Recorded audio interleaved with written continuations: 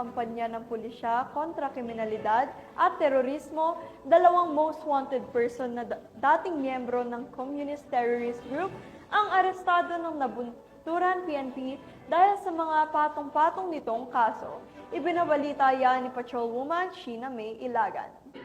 Arestado ang dalawang individual na pawang dating miyembro ng Communist Terrorist Group o CTG na Nabunturan Municipal Police Station nito lamang 19 ng Nobyembre taong kasalukuyan sa poblasyon sa East Cotabato City. Kinilala ni Police Lieutenant Colonel Edward Hongco, Chief of Police ng Nabunturan Municipal Police Station, ang mga suspect na sina Al-Israel, 60 taong gulang, dating sekretary ng SMRC at residente ng Sabutan Silang Cavite, at alias Cayenne, isang vice political instructor ng SMRC at residente ng Talumo Center Beach, Davao City.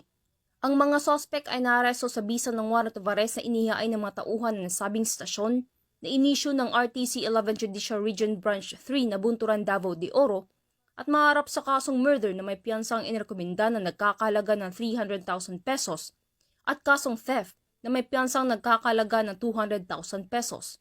Samantala, ang Police Regional Office 11 ay patuloy na pinapaigting ang laban kontra kriminalidad alinsun sa kampanya ng Bagong Pilipinas na panatili ng kapayapaan at kaayusan tungo sa pagsulong ng bansa.